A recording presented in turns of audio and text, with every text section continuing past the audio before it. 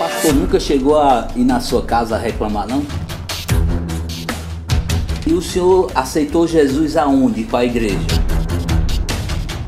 Qual foi o motivo que fez o senhor sair da igreja quadrangular e fazer sua própria igreja? A igreja missionária de Jesus, ela é igual à quadrangular? Ela é igual à Assembleia de Deus? Ela é igual à Universal ou ela existe alguma diferença? O senhor se dá bem com todas as igrejas? Se convidasse o senhor para pregar lá na igreja católica, o senhor iria? O senhor fazendo essa afirmação, o senhor não estaria incentivando as pessoas a desobedecerem o poder público?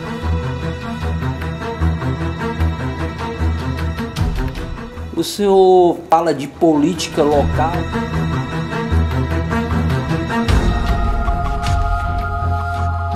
Missão cura. Pastor, de quem partiu essa ideia?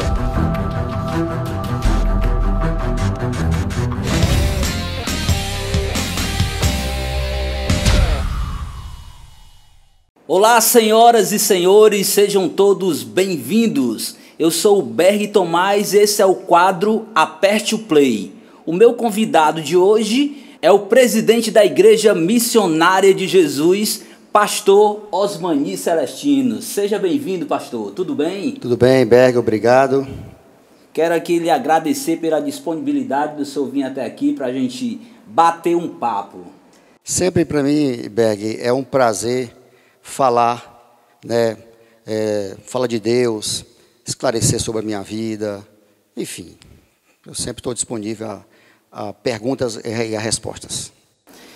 Pastor Osmani Celestino, o senhor era conhecido, antes de se converter, como o dono de um dos maiores clubes de forró da região, né? E hoje o senhor vive uma vida totalmente diferente, mudou radicalmente. Como foi que isso tudo aconteceu? Capital do Forró Clube, né, você está falando, né? O cinema da cidade era nosso, o Cine Mora da Nova, né? Passamos também 12 anos no Balneário de Inox. Tinha a danceteria Dance Night, eu acho que era muita coisa, né? Na minha época é muito difícil alguém hoje não se conhecer, não ter entrado lá, né? E Rios Parques, né? E, por fim, o Capital do Forró Clube. Olha, Beck, vou tentar resumir o máximo. Vizinha nossa casa, a casa do meu pai ainda está lá hoje, a Igreja de Cristo, denominação Igreja de Cristo. E o barulho da igreja nos atrapalhava a assistir novelas, enfim, a nossa vida normal. A gente pensava assim. E ali eu atirava bomba em cima das telhas, pedra, desligava o quadro geral, deixava os crentes tudo no escuro, na hora do culto, né? Botava uma caixa de som, antigamente aquela 3-em-1 chamada, colocava na janela, fechava a janela sobre a caixa de som e aumentava todo o volume. Pastor, nunca chegou a ir na sua casa reclamar, não? Não, nunca chegou, não. Nunca foi, não. Eu acho que sabedoria dele, né? Eu acho não, tenho certeza, né? Agora, assim, e aí, a minha mulher foi assistir um testemunho lá, né? E aquela mulher briguenta, araquenta, que eu preciso dizer isso também, para dar sentido ao que eu vou falar agora. Eu dormia trancado com medo dessa mulher me matar. Eu era um homem da noite, muito adúltero e tal. E quando aquela mulher volta para casa, que aceitou Jesus lá, ela volta diferente. Jesus te ama, Deus proverá, entrega a tua vida a Jesus e tal. E deixou de bater de frente comigo. Então ela me enganou realmente pelas suas ações, atitudes, né? E começou a ler a Bíblia para mim, começou a colocar DVDs. DVDs não existia, era toca-fita. E essa mudança foi rápida dela? Toca-fita e fita cassete. Ela começou, devagarzinho ela começou a dizer, Jesus te ama e tal, e todo novo convertido continua com um pouco daqueles, né, com seus defeitos ali, vai indo, mas para mim foi uma mudança radical, porque agora ela não se importava mais quando eu me arrumava e saía para os braços das outras, vamos dizer assim. Ela realmente entregava na mão de Deus. Isso eu achava estranho, não? Não, claro, todo homem diz que quando a mulher não se importa, quando você sai, ela tem outro, né? E um dia eu perguntei para ela, mas você tem outra? Ela disse, tem. Aí eu regalei assim o olho, ela disse, Jesus na minha vida, você agora que se vira aí, se quiser Jesus, aceite ele para morar na eternidade e tal. Enquanto isso, o meu pai, a minha mãe, a minha irmã, né, as minhas irmãs todos, os meus irmãos, estavam todos cometidos de certa enfermidade. Por exemplo, meu pai teve uma trombose, a minha irmã, aneurisma, a minha mãe, seborreia e tireoide, o meu filho, hepatite B, eu, gastrite em alto grau, certo? E eu vendo todo mundo morrendo na minha casa. E lendo a Bíblia, eu bati ali em Atos dos Apóstolos, capítulo 9, quando Saulo teve um encontro com Jesus no caminho de Damasco. E como a fé vem pelo ouvir a palavra de Deus, eu passei a buscar aquele Deus que falou com Saulo. Antes do senhor se converter, já estava lendo a Bíblia? Isso, eu li a Bíblia, o Novo Testamento, 2 vezes, antes de chegar na igreja. E eu subi uma serra para orar esse Deus de Abraão, e eu queria ouvir essa voz como nos filmes, né? Eu ouvia, Abraão, eu queria que ele dissesse, Osmani. Era minha fé, né? E o que aconteceu foi que, uma noite dessa, eu estava no Capital do Forró Clube, quando uma linha de maçaranduba, né, madeira, desabou sobre minha cabeça, e bateu muito forte em mim, e eu caí no chão sem o controle, sem o domínio, né? E fiquei ali tremendo, assim, tremendo, mas no meu pensamento só vinha Jesus. Eu dizia, Jesus, Jesus, Jesus. O senhor estava sozinho lá no clube? Eu pedi socorro, não, eu estava com alguns trabalhadores lá, eu pedi socorro a Jesus. Fui levado para o hospital, o médico foi me pontear, e eu colocava assim a mão para ele, esses banquinhos assim, redondinhos, que gira, né, de enfermagem, e ali ele dizia assim, o que é que você tem? Você não pode tocar em mim. Né? Você imagina aquele ato involuntário, quando você bate o cotovelo, leva aquele choquezinho assim, você imagina aquele 50 vezes no meu corpo. E ele dizia, pô, você está muito esquisito, terminou de me pontear com as mãos levantadas, ele rodava o banquinho, rodava assim também. Você está muito esquisito, qualquer coisa você volta aqui. Eu fui com um amigo meu, que me levou, Vandaberg, conhecido como Garcias, e me deu um quebrantamento do hospital para casa, que eu não contia aquele choro, e eu com vergonha, porque homem não chora, chorando na frente do meu amigo. Quando eu chego em casa, minha mulher vai se aproximando de mim, algo foi me tomando, e falou no meu espírito, disse assim, tu prega a minha palavra, mas não me agrada, porque eu com um copo de uísque na mão, no ponte da cidade, era Duque Lanche, não era isso? No ponte da cidade, eu dizia, quem está certo é os crentes. Aí diziam assim, por que lá vai, você vai ser crente? Eu digo, olha só, minha mulher está em casa orando, e eu estou aqui bebendo esse uísque, depois dessa dose, eu vou sair com aquela para o motel. E a Bíblia diz que nenhuma dúvida era o reino de Deus, quem está certo é ela ou é eu. Ah, você vai ser crente. Foi aí onde o Espírito de Deus disse, você prega a minha palavra, que eu pregava nos bares, eu pregava no bar do próprio Capital, eu pregava no camarim do Capital, que estava sendo cheio, eu pregava nos estúdios dos rádios, que eu ia dar entrevista sobre as festas, e eu dizia, um dia eu vou deixar de fazer, porque a palavra já estava me consumindo. Aquela palavra de Deus forte no meu coração, bradou e disse, tu prega a minha palavra, mas não me agrada, mas eu te amo. Aí eu gritei toda a força que eu tinha, eu disse, eu também te amo. Sabe o que minha mulher disse? Eu aceitei Jesus, oro, jejum, e Deus vai falar com um raparigueiro desse? Foi isso que ela disse, entendeu? Só que ali no Açós eu buscava Deus e pedia arrependimento pelos meus pecados. Pedia ajuda a Deus. Ela disse isso para o senhor, depois ela... Ela confessou depois para mim, né? Ela confessou.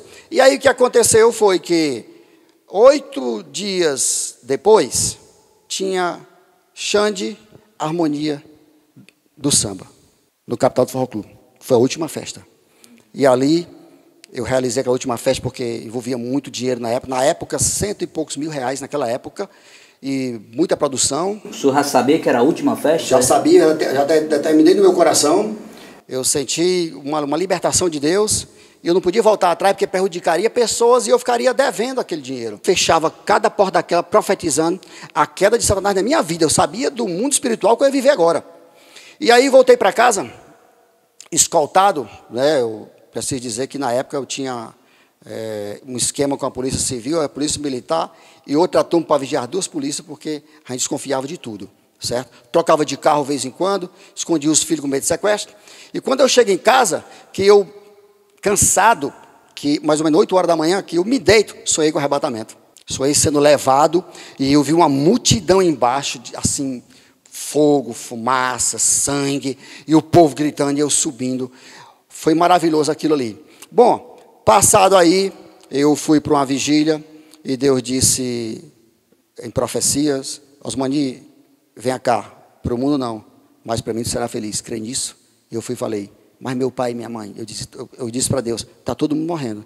Ele disse, eu sararei todos, tu e tua casa servirás a mim. Então isso foi radical. Meu encontro com Deus foi radical. E o senhor aceitou Jesus aonde? Qual a igreja? Na igreja quadrangular do pastor Carlos. Pastor, passou quanto tempo lá ainda? Acho que 10 anos. O senhor e sua família todinha aceitou Jesus lá? Aceitamos Jesus, todo mundo, fomos batizados pelo pastor Carlos. O senhor falou que aceitou Jesus, se converteu na igreja do Evangelho Quadrangular. Qual foi o motivo que fez o senhor sair da igreja quadrangular e fazer sua própria igreja? Primeiro eu respondo que a igreja não é minha, é a igreja de Jesus, né? O senhor só toma de conta... Inclusive até o nome Igreja Missionária de Jesus, né? Eu faço uma pergunta aqui a todos evangélicos.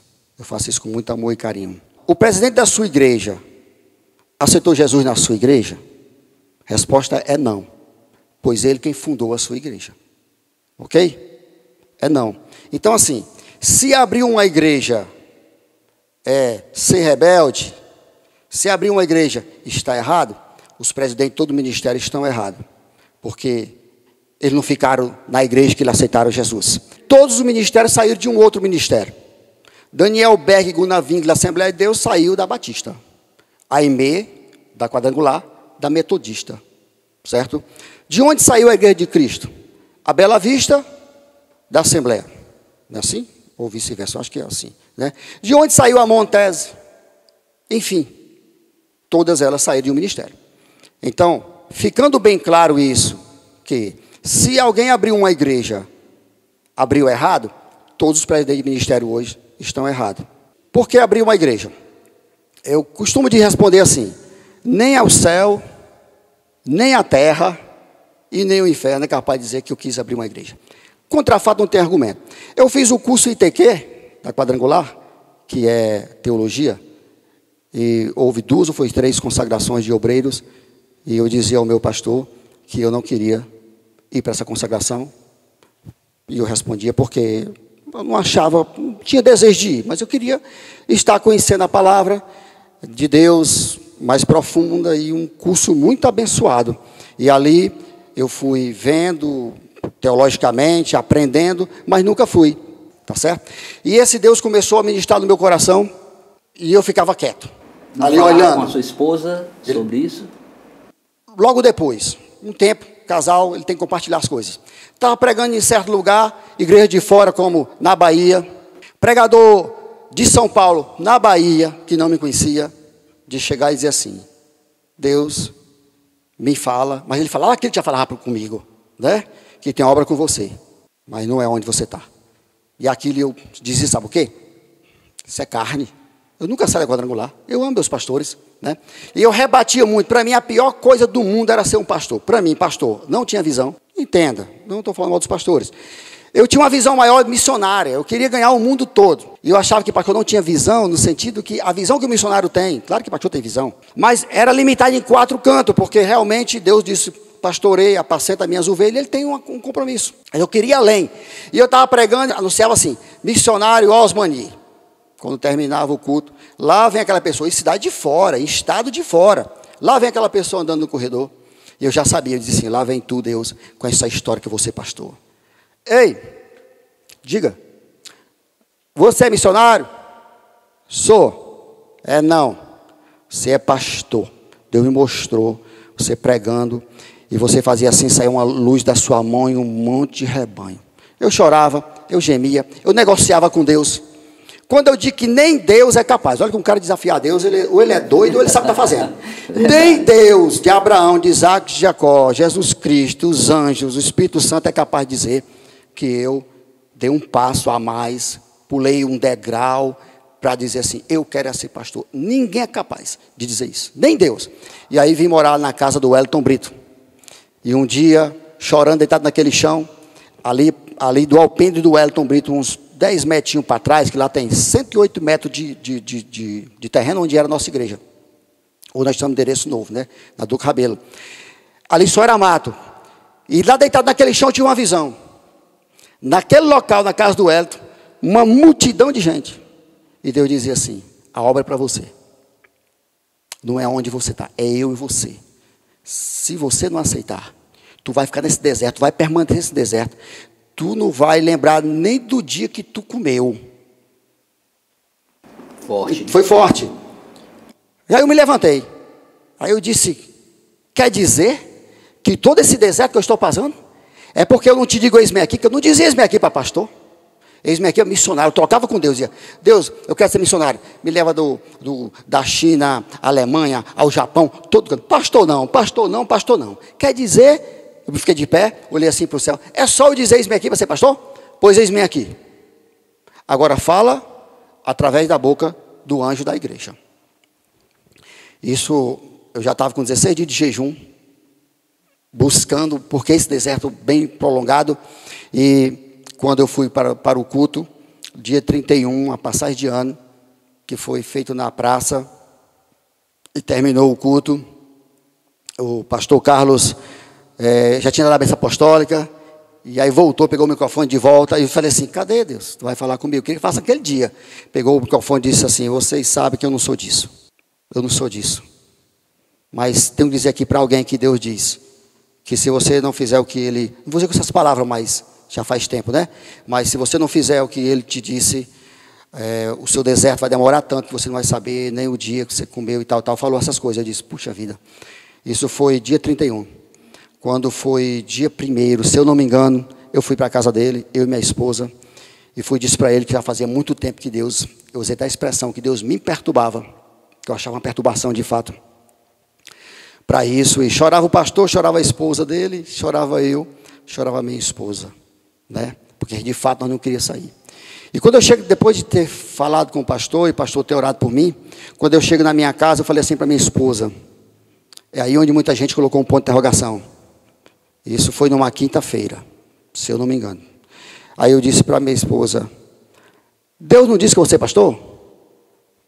Não é para mim o ministério? Pois o primeiro culto é domingo.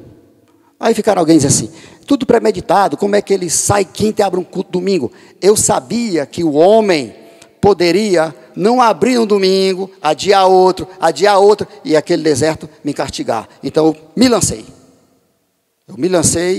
E já fiz o primeiro culto naquele domingo, e assim surgiu a Igreja Missionária de Jesus, não pela minha vontade, mas pela vontade de Deus. Quantos anos já a igreja? 10 anos, esse ano. 10 anos, o tempo passa rápido. 10 anos esse ano. Preciso eu dizer que as especulações da época: por que você saiu? Nada contra o pastor, fui batizado pelo pastor, vou honrar o pastor Carlos a minha vida toda, porque meu pai na fé, certo? É o meu pai na fé, me amou, soube me cuidar, certo? De mim e minha família toda. Então, eu vou honrar esse pastor de amor, um pastor de paciência, um pastor de fibra, de fé, de lealdade. É um exemplo para mim. O relacionamento de vocês hoje beleza. Beleza, né? Onde eu chego, ele está, a gente senta junto, se é um jantar, a gente senta junto, a gente janta junto, né? Abraço, né? Cheiro, certo? Então, seria muito contraditório eu sair de lá não amando meu pastor. Agora, vale dizer também que eu disse para todo mundo da minha casa: ó, o chamado é meu, para minhas 2 filhas, fazia parte do grupo de dança. O chamado é meu, fique aí tem jovem, lá não tem, eu sou a mãe e tal. Falei para meu pai: pai, não, mas você é meu filho. Pai, o chamado é meu, fica aí. Deus é testemunho. E fiz um voto com Deus, que eu nunca chamaria alguém da igreja quadrangular para a nossa igreja. Nunca. E os que vinham, os que vieram, né, que chegou um tempo que alguém veio, eu dizia: por que você está aqui? Porque você quer. Isso, aquilo, outro. Vá se reconciliar com o seu pastor, vá pedir perdão ao seu pastor. Vá. E alguns voltaram lá e fizeram isso, e sempre vou fazer isso. Eu vou honrar o meu pai na fé. O senhor foca mais na igreja sede, ou o senhor tem planos para fazer congregação, abrir em outras cidades, em outros estados? Claro, como pastor presidente, eu tenho esse plano de abrir uma casa, eu chamei de casa de oração em Fortaleza, e serviu de experiência para mim saber como conduzir a obra de Deus. Não é fácil. Há especialista que diz que um ministério novo só pode começar a abrir outra obra, depois de 10 anos. Eu estou com 10 anos, não estou levando isso por esse ensinamento, mas de fato aprendi muito. Recebi telefonema de pessoas de Natal, de outros estados. Vamos abrir uma igreja. Gostou do perfil da igreja, né? E vamos abrir uma igreja aqui. Eu disse: pixe, quem é? Não, só abrir igreja não é bodega, não. Vou abrir uma igreja? Vamos ali. Não. Então, tudo é o tempo. Agora, hoje eu foco na sede. Nós temos sede própria, certo? Então, estabilizando essa sede, vou trabalhar obreiros. Não é fácil. Essa é a parte mais difícil. E aí um pastor tem que ter paciência, orar a Deus, esperar o tempo certo. Me lembrei aqui, quando o senhor começou a missionar, o senhor fazia muita festa gospel. De um tempo para cá o senhor deu uma parada, não por conta dessa pandemia, mas o senhor parou por quê? Passou aquela vontade de fazer ou está mais difícil, como é? Volto ao assunto do chamado do pastor. Quando o Wellington Brito e o Edson me chamaram para realizar eventos com eles lá em Fortaleza, grandes eventos, você viu, né? Nós batemos o recorde do Ceará Halls, do Off-Road, da Arena, do Metrópole. Nós batemos o recorde não de show gospel, recorde de show do mundo. Nossos eventos, Lázaro, Aline Barros, trazendo a arca, dava mais gente do que os shows do tempo, na época era Sandy Júnior, mais do que eles, né? Bilheteria lá. E eu pensei, puxa, a porta que Deus abriu para mim, porque Deus me usava com meus dons e talentos que eu tinha de marketing para a festa, né? Quem não conheceu o Capital do Forró Clube, tem a juventude hoje aí precisa saber, a maior casa de forró do interior do Ceará, né? E as maiores festas da festa da região, como o Reginaldo Rossi, da Raça Negra, Xande, Armeia do Samba e tal, nós lotava lá, eu pensei, não, então Deus está me usando com esse mesmo dom que eu tenho, aqui, certo? Mas aí Deus vai falando no teu coração, Deus vai mostrando para você outros caminhos, vai te tirando, e você começa a pensar, puxa, o que é isso? Não, eu quero você diferente, quero você na obra, então você é meu pastor, eu quero que você ganhe a alma, discipule a alma. Por isso eu, particularmente, deixei. Muitas pessoas acham que as igrejas evangélicas, elas são todas iguais. Por exemplo, a igreja católica, ela é só uma igreja. Não existe igreja católica fulano de tal, igreja católica fulano de tal. E no meio evangélico existem várias denominações. A igreja missionária de Jesus, ela é igual à quadrangular, ela é igual à Assembleia de Deus, ela é igual à Universal, ou ela existe alguma diferença? Os apóstolos eram igual? Não. Jesus disse que o corpo dele era formado de membros, e membros são diferentes. A mão é diferente do pé, o olho do ouvido. Todos focando para o mesmo lado, mesmo rumo, mas agindo de forma diferente. O olho age diferente. O olho vê, é redundância, mas o olho vê, ouvido escuta, boca fala, pé anda, mão palpa, pega, segura, certo? Então, nunca vai existir a igreja, a mesma igreja. Isso não vai dizer que a igreja católica é uma só. Mentira.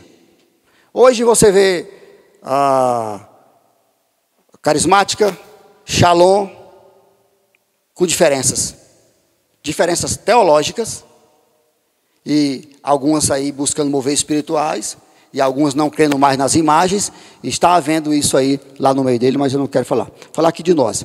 Não somos igual à Assembleia, nem Quadrangular, nem Universal, nem Batista, nem Bela Vista, nenhuma. Nem elas são igual a nós. E nenhuma das que eu citei aqui, você citou, são igual a outras. Não são. Nós trabalhamos de forma diferente, mas de forma diferente, mirando o reino. O senhor se dá bem com todas as igrejas? Eu me dou bem com todas as igrejas. Eu não sei se todas as igrejas se dão bem comigo. Por conta dessa diferença, é um pouco de diferença que a gente tem de trabalhar, e alguém acha que tudo tem que ser igual à denominação dele. Tem pessoas que pensam assim. A nossa igreja é assim, nossa igreja é assado. Não, eu gosto muito de olhar para a Bíblia e ver o que Jesus faz. O que é que o senhor acha do relacionamento dos pastores aqui em Morada Nova? Olha, eu novo convertido, tentei fazer essa união de pastores. O nosso pastor Carlos não tinha nenhuma restrição, ele apoiava, conversamos com ele, saímos com outros irmãos de outras denominações e fomos barrados por alguns outros pastores que disseram que não dava certo e tal e tal. Hoje, como pastor, eu digo que isso teria um limite. Nós poderíamos se juntar para fazer uma acertação, mas nós não seríamos iguais. Nosso modo de agir, a nossa denominação, a forma de evangelizar, a forma de trabalhar, seria diferente. Então, essa unificação, ela não vai existir no completo. Ah, Cristo é o mesmo, Cristo continua sendo o mesmo. Mas a minha personalidade, osmania, é diferente da sua, Berg. Não adianta, certo? Então, eu acho que hoje eu tenho a maturidade para pensar assim. Eu posso ser amigo de um padre. Chego para o padre, fiz isso com o padre Peixoto. A nossa visão teológica é completamente diferente. Não dá. Mas abraçava o padre Peixoto, cheirava o padre Peixoto, beijava o padre Peixoto, dava a paz de Cristo para ele. E cheguei a orar por ele, chegou a me pedir oração, certo? Então assim, a parábola do bom samaritano deixa bem claro. Se convidasse o senhor para pregar lá na igreja católica, o senhor iria? Na hora. Aonde o apóstolo Paulo pregou? Paulo pregou para os gentios, não só para os judeus. Paulo pregou no Areópago, em Atenas. Paulo pregou dentro de um templo pagão de vários deuses. Eu entrei no ginásio para pregar e fui questionado e criticado por muitos meus irmãos na fé. Agora, da onde eu vim? Eu vim de um mundão que eu rebanhava multidão de pessoas. Bom, eu estava no Capital do Futebol Clube, já lendo a Bíblia, já orando, multidão de gente me trancava no camarim, no escritório, me ajoelhava e dizia assim: Deus, um dia eu quero te fazer festa. Quando essa música começou a tocar pela banda Chicote, não sei se a igreja subiu, se o céu desceu, só sei que está cheio de anjos de Deus e tal. Aquele me tocou, me fortaleceu mais ainda para me acabar com a festa e deixar o mundo. Deus falou comigo dentro de uma festa pagã. Romanos 5,8 diz que Deus nos amou ainda sendo pecadores. E quando as pessoas me julgavam, eu dentro do forró, Deus falava comigo no forró. Mas eu ia sair do forró. Tive um encontro com Jesus antes da igreja. A igreja só me consolidou, me recebeu e me capacitou. O Brasil hoje é considerado o país com mais católicos do mundo. Mas segundo os especialistas, até 2040 esse cenário vai mudar. O senhor acha que esse crescimento dos evangélicos se dá por conta das igrejas estarem abrangendo um público diferente? Por exemplo, tem igreja que elas abrangem um público sufistas, aquele pessoal mais moderno. Já tem outras igrejas que abriram agora que são para homossexuais, para gays. E tem as nossas igrejas tradicionais. Eu só acho que essa junção, esse crescimento, né, das igrejas está se expandindo para vários públicos, isso contribui também para o crescimento do evangelho? Olha, com relação assim, a dizer que nós temos igrejas gay, não tem nada a ver com o evangelho isso aí, né? Evangelho é boa nova. Mas eles se consideram, não é isso? Mas acho que isso não é reconhecido por nós, né? Esse crescimento, eu creio que sim, ele se dá por conta dessa multiforme, de maneira de pregar diferente.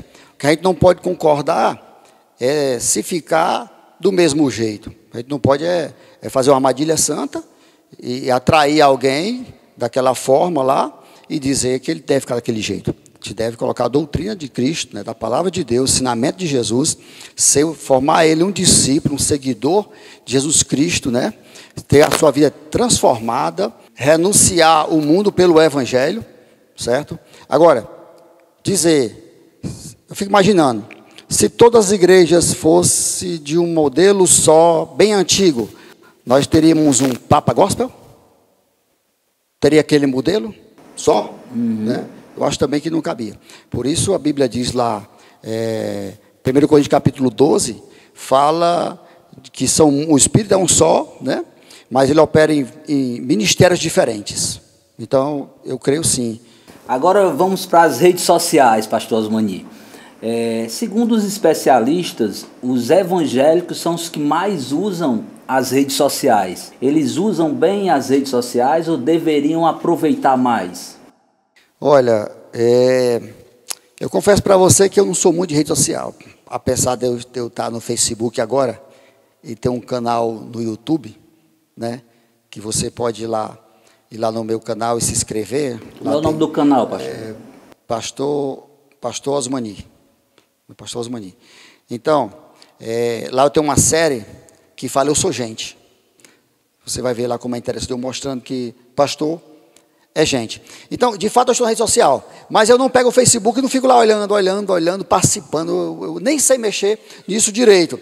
Agora, é verdade que os irmãos, eles usam a rede social para o reino de Deus e também usam para fofoca, para outras coisas. Agora, eu definir se usa bem ou não, eu talvez não soubesse fazer esse julgamento aqui.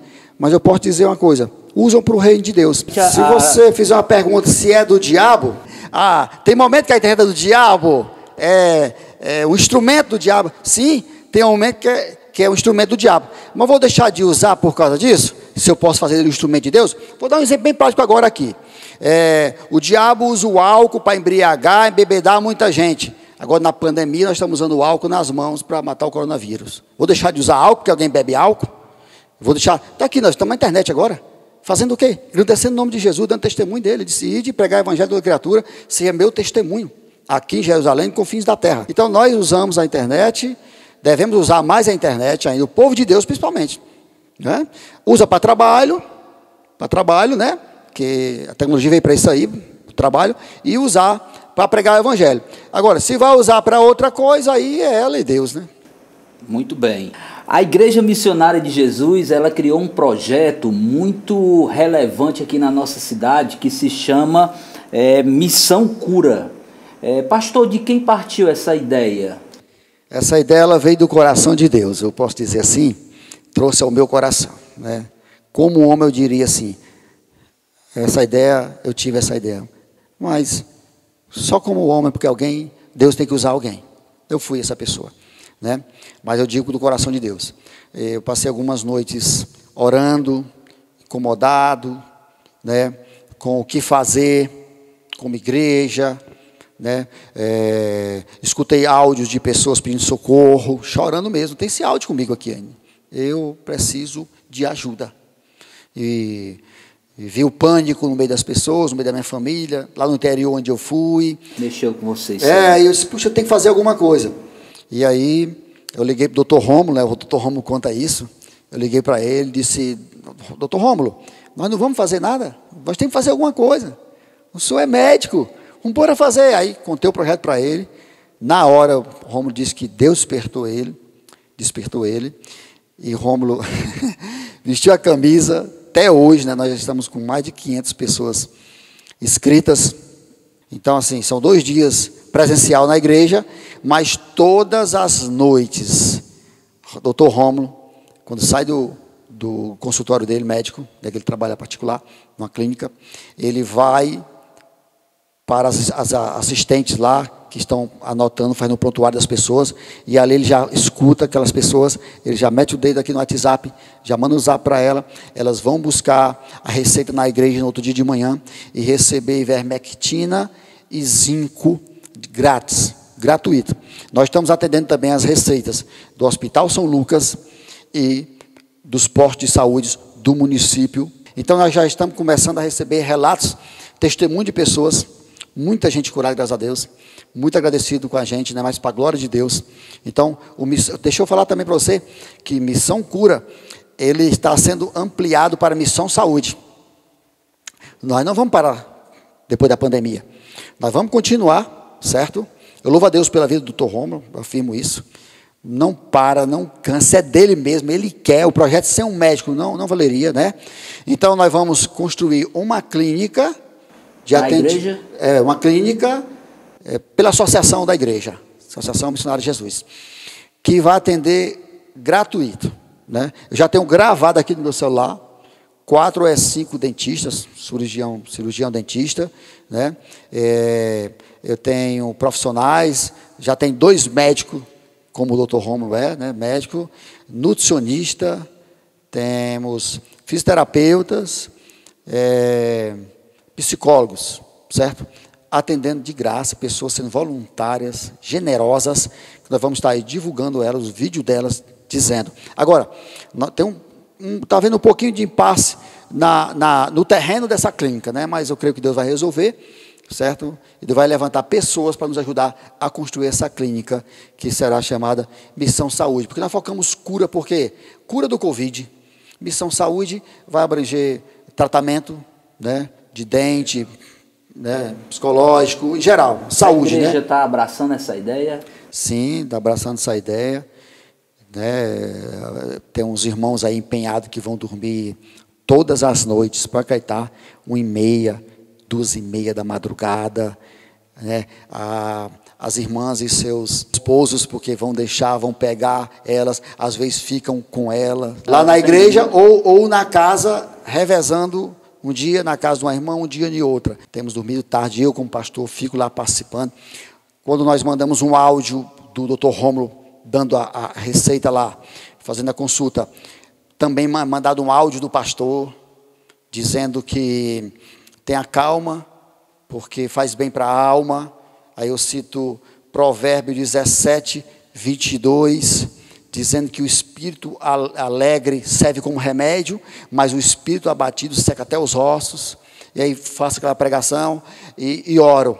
E muitos testemunhos dizem que passaram a dormir depois que ouviram o meu áudio, a pregação e a oração, porque o pânico tomou de conta, né? Então nós fomos no foco para curar corpo, alma e espírito. Como é que o senhor se sente em poder ajudar essas pessoas? Porque o senhor poderia muito bem, deixo por conta do município, do governo, mas não, o senhor teve uma posição, veio uma ideia do coração de Deus. Como é que o senhor se sente em poder ajudar? Olha, eu me sinto muito satisfeito, né? A Bíblia diz: quem sabe fazer o bem e não faz, peca.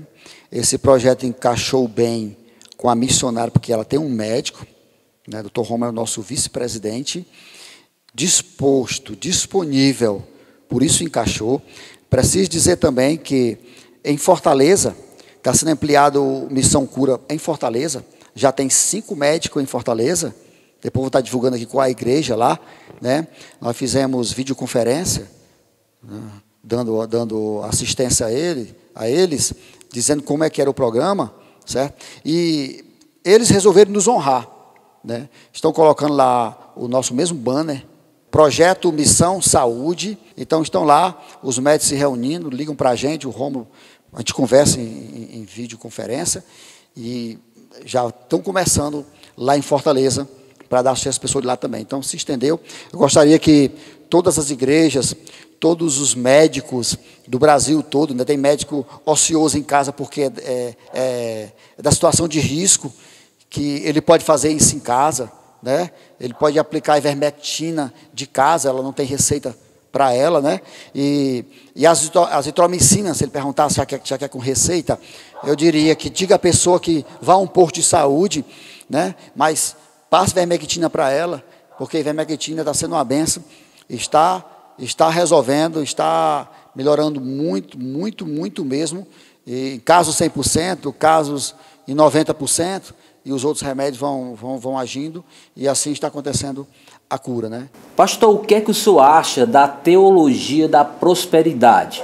O senhor acha que Deus, o desejo de Deus é que as pessoas sejam ricas? O desejo de Deus é que as pessoas se convertam, né?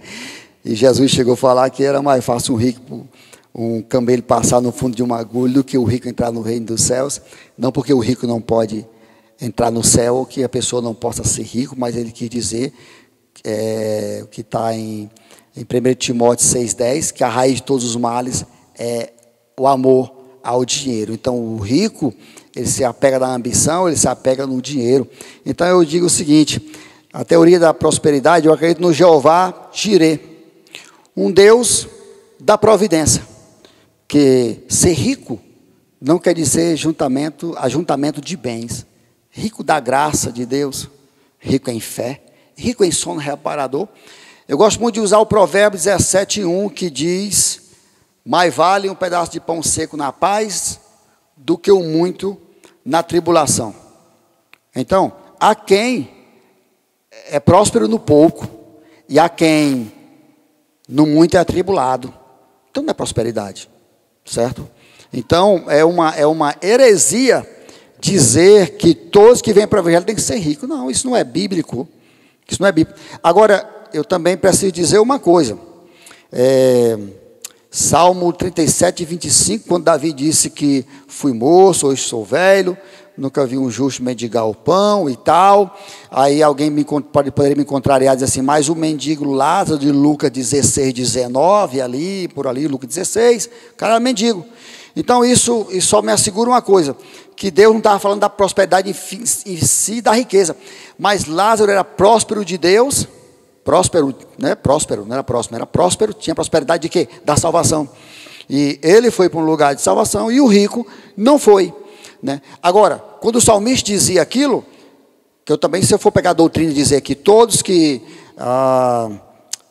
se eu pegar o Lázaro para dizer que Ah, o Lázaro era mendigo, então todos têm que ser mendigo porque a Bíblia diz que Lázaro era mendigo?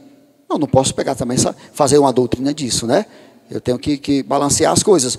Agora, quando o salmista falava aquilo, ele dizia assim: Deus prospera a minha paz, eu venço na guerra, não me falta nada, eu busco o Senhor. Porque tem gente também que tem um espírito de miséria, de avareza, que Deus não dá nada, que Deus não resolve nada para ele, não faz nada para ele. Então, a prosperidade, o Jeová Jireh, está dentro da Bíblia.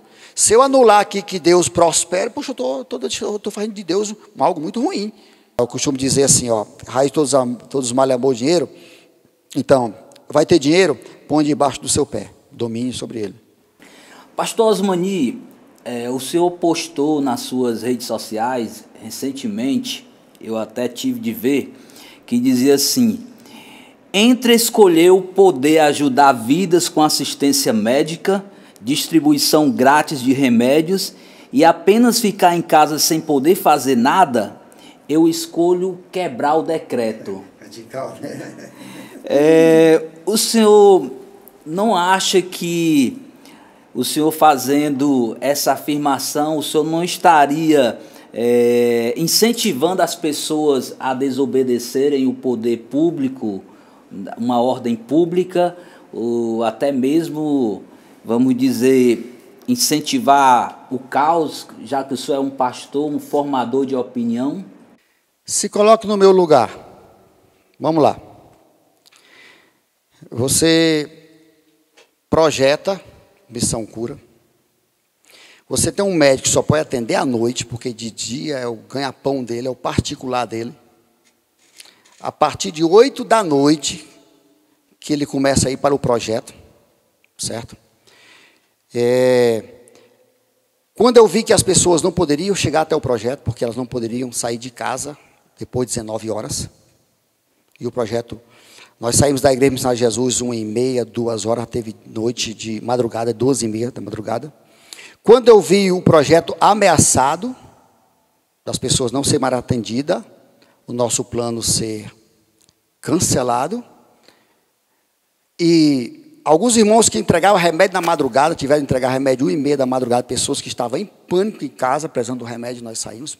E tudo aquele filme passou na minha mente, de ser abordado pela polícia na rua, do médico não poder ir mais, acabava o plano, os remédios nós tínhamos comprado, não ia servir para nada, de algo que era para tratamento das pessoas, o bem das pessoas.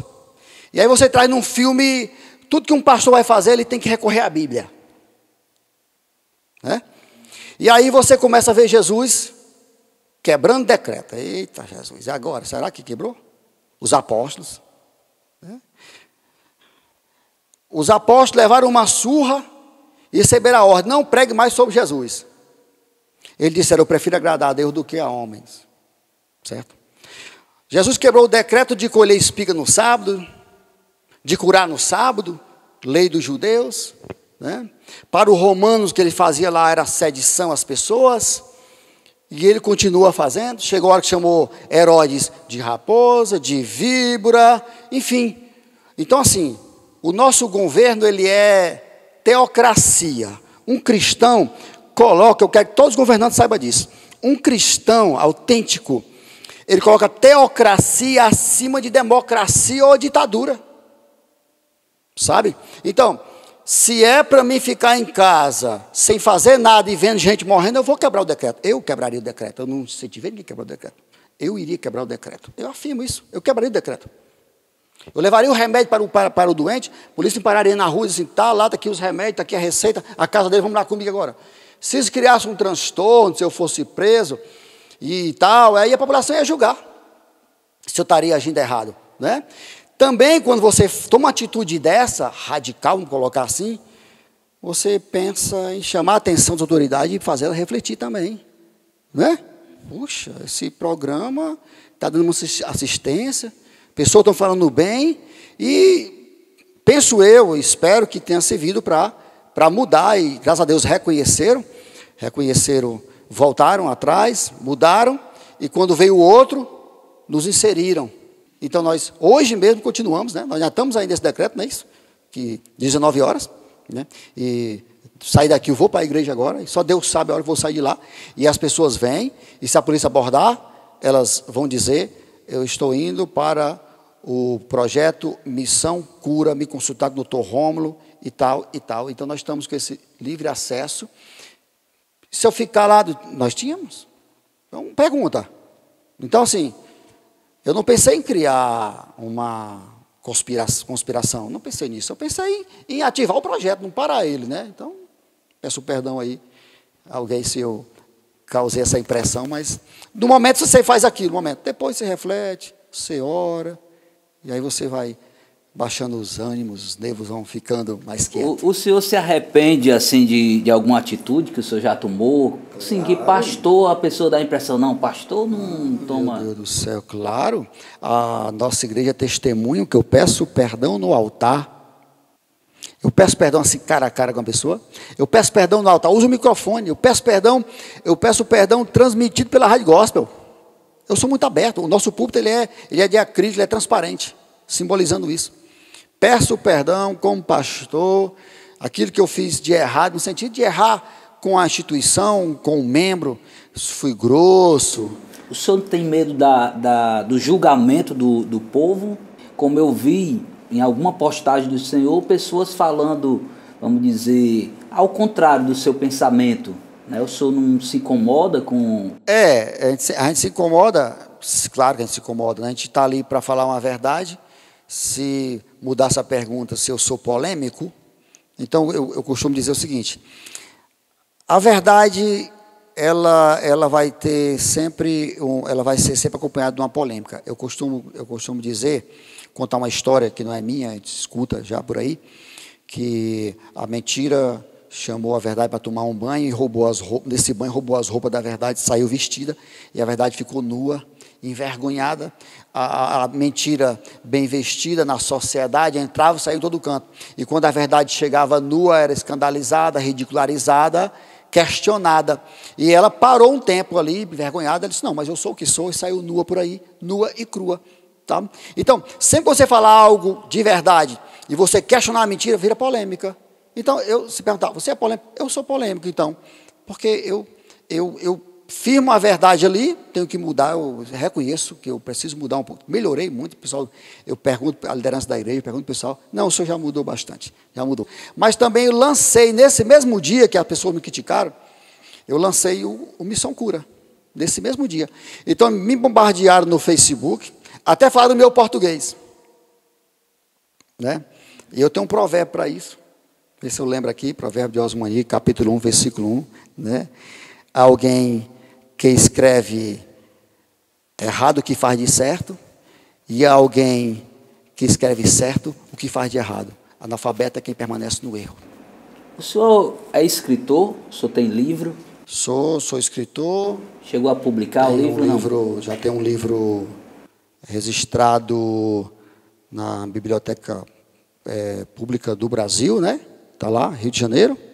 Esse livro já está em alguns estados. Também já saiu do Brasil. Eu disse saiu do Brasil assim, né?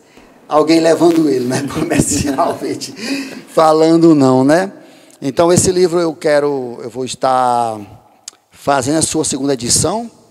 Vou estar tirando ali algum cunho do Osmani novo convertido, de palavras mais fortes, que aí você reconhece o erro. Não tiro nada do que eu escrevi lá, só vou mudar a forma de falar desse livro, né? O nome do livro é Jesus, o Pai de Maria. Pastor, outra mensagem sua que eu vi, dá a entender que o senhor votou no Bolsonaro. O senhor confirma? Confirmo. Antes de eu dizer que eu votei no Bolsonaro, eu tenho que dizer assim, eu poderia voltar aqui o disco um pouquinho, e eu diria assim, eu votei contra a ideologia de gênero, ou sexualidade, nas escolas, né? Leis contra a igreja, algo que chamava de democracia, mas que na realidade era ditadura contra nós. Então, eu dei um voto contra aquilo que danificava a igreja, a família, a criança, certo? Eu não votei num pastor, eu não votei num santo, num 100% certo, nem tiro meu chapéu para tudo, nem boto minha mão no fogo. Eu votei em quem veio com ideologia cristã. Eu votei em ideologia cristã, não ideologia de partido. Tá certo? Nem direita, nem esquerda. Mas quem defendia os princípios da família e cristã. Foi assim o meu voto. O senhor fala de política na igreja mesmo, no altar da igreja? Não, interpretaram que eu falava de política. Eu fui para um culto, aí na rede social. Falou de política, não. Eu, como um pastor, um líder, a nossa igreja, todo mundo sabe. Lá a pessoa vota em quem quer. Agora, vou dizer uma coisa para você. Na eleição municipal, por exemplo, nem minha mãe sabe quem eu voto na eleição municipal. Certo?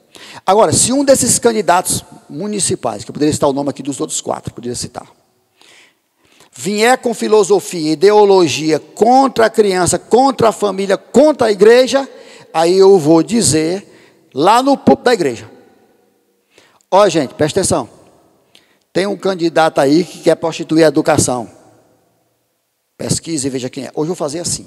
Por trás disso tudo, dessas críticas contra pastores que se manifestaram nessas eleições, tem algo pior do que isso. Pior, que é tirar a credibilidade dos pastores. Porque assim, se eu apenas sou religioso, mas nenhuma opinião minha vale para outra coisa, só para religião, eu não tenho crédito de nada.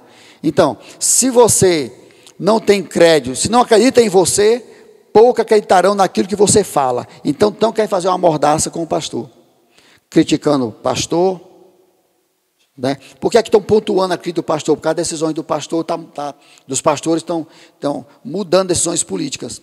Mas vamos lá, deixa eu mudar o quadro aqui, me permita. Colocando aí uma pergunta, eu mesmo fazendo uma pergunta aqui. Algum juiz que está me escutando aqui, me vendo nessa internet, é capaz de dizer para mim, se for, me prenda. De dizer que no judiciário nunca se vendeu uma sentença ou uma liminar, que não tem juiz corrupto. Eu duvido que um juiz seja capaz de me prender, provando que o judiciário não tem corrupto. Não existe um delegado que cria um bode expiatório, ou seja, alguém no lugar de alguém para responder à sociedade. Não tem. Advogado, corrupto, professor, manipulador, aliciador de menor, professor pedófilo nas escolas, faculdades, não tem? Não tem? Quero colocar pastor abaixo do político. O político fala, aquela história da verdade e da mentira. O político fala bonitinho. É mais respeitado o político hoje do que o pastor. E pelos cristãos evangélicos, rapaz. Há uma inversão de valores muito grande hoje. Porque pastor não pode se meter nisso. Aí para dar a opinião dele, meu filho, eu sou pai, sou pastor, sou avô, sou filho, sou marido, sou gente. É cidadão. Sou cidadão, tenho os impostos. Entendeu? Então, se a minha voz só vai pregar o evangelho, a voz não vale não. Só prega o evangelho, não dá opinião de nada, ninguém vai te ouvir não. Você é humano, ninguém faz o reino de Deus 100% espiritual. Não, ninguém anda flutuando por aí não. O reino de Deus se faz com atitude, com gestos, com palavra de um cidadão de bem, que dá bom testemunho para Cristo. Pastor peca, pastor é tentado? Meu Deus do céu. O pastor é... Se pastor não fosse tentado, Jesus não era, mano. Jesus foi para onde? E foi levado pelo Espírito de Deus para ser tentado. O próprio Jesus foi. Quem aqui não foi? Se entrar no ringue um homem de Deus, um super, um hiper, um bambambam aí gospel, papa evangelho, no ringue com pecado, rapaz, você vai assistir a luta ali, pastor, de quem? Do bambambam, do gospel, contra o pecado. Eu aposto no pecado, sem medo de errar. Eu aposto no pecado, e afirmo. Por quê? Jesus disse, o espírito está pronto, mas a carne é fraca, fuja. Jesus mandou ninguém lutar com o pecado, não. Jesus mandou fugir do pecado. Aí ele disse assim, ó, sujeitai-vos a Deus, resista ao diabo e ele fugirá de vós. Resistir ao diabo é outra coisa. Mas ir morar com o pecado, dormir com o pecado, encostar no pecado, você perde. Então, pastor sem tentação, todo homem sem tentação, não é pecado sem tentação, pecado é ceder à tentação. E João disse, filhinho, não pequeis, mas se pecar, saiba que tem um advogado no céu. Então Jesus é perdão, ele te levanta, não estou fazendo apologia, você pecar, não, mas você pode se levantar, ser restaurado, que Deus te perdoa assim sendo de coração. Isso é uma metanoia, mudança de mente, a conversão. Esses dias, pastor Osmani, eu vi uma matéria que falava de duas pessoas que foram criadas no Evangelho, filhos de cristãos, e essas pessoas agora recentemente colocaram nas redes sociais que são homossexuais, são gays. O que é que leva a uma pessoa, um cristão, ser criado na igreja e ter uma vida ensinada nos caminhos de Deus e de repente sair radicalmente, colocar nas redes sociais que são gays? Olha, o que faz uma pessoa sofrer a queda não é a falta de ensinamento, mas de vigilância. Seja o homossexual, seja o heterossexual. É a falta de vigilância. A Bíblia diz, ensina o caminho do Senhor à criança. Quando ela crescer, ela vai decidir. Resumindo aqui o versículo. Ela vai decidir. Se ela, quando criança, apenas foi forçada, e realmente o ensinamento não entrou, e ela não vigiou, ela vai cair. Não é, o mundo nos acusa assim, e não é filho de crente, e não é filho de pastor, e não passou o tempo todo na igreja, todo mundo está sujeito à queda. A gente não pode censurar ou julgar, porque o julgamento pertence a Deus. Está caído para Deus ou está de pé, o vaso é dele, ele diz, certo? Então, é a falta de vigilância. Voltando aqui para a política, o senhor é de algum partido político? Não, não sou filiado a nenhum partido. Se sou, eu não sei. Sei lá, o tempo, fui marqueteiro há 20 anos atrás, fui marqueteiro de político, fui de coordenação de político, né? Muito tempo atrás, antes da minha conversão. Então, se naquela época eu fui, eu não sei. Como é que o senhor avalia hoje o governo Bolsonaro? O senhor está gostando? Olha, às vezes eu não entendo, sinceramente, como é que as pessoas, a forma que elas escolhem seus candidatos. Eu votei, repito, eu votei em princípios, né? Se os princípios dele continuar defendendo criança, família, cristão, chama de racista, mas nunca vi uma lei contra o negro. Chama de homofóbico, mas nunca vi uma lei contra os homossexuais. Eu não vi. Contra a mulher. Eu não vi.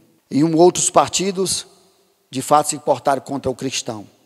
Então, ele continua com esses princípios. Se amanhã ele aparecer com uma corrupção, porque eu vou defender ele? Se amanhã ele vem contra a pureza da criança, porque eu vou defender ele?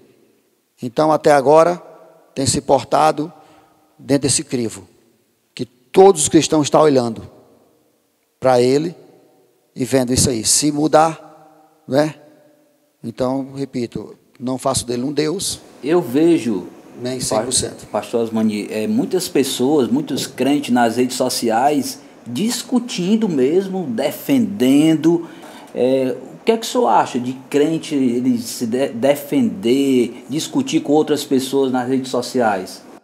Olha, a discussão, a intriga, o desconforto ali não é bom acontecer. Você diz não pode, mas de fato acontece. Isso não é bom acontecer. Agora, a discussão política, a arte de governar, ela abre muita mente do cristão também. Se você me vê fazendo certa crítica, ou é uma autodefesa que eu faço, nos taxaram de burro pela nossa escolha. Então, querem calar nossa voz, não devemos escolher. Certo? Nos taxaram de burro, robô, alienado, não sei o quê, evangélico, é contra isso, contra aquilo, outro. Então, assim, eu digo, não, eu votei nos princípios. Então, gera uma discussão. Agora, de fato, está ali, irmãos, perdendo a paz, perdendo a amizade por causa de politicagem, isso aí é errado. O senhor fala de política local ou o senhor evita por conta dessa tradição que nós temos na nossa cidade? Eu sou pastor de A, de B, né? Eu sou pastor de todas as cores, vamos colocar assim. Então, a nossa igreja, nosso interior,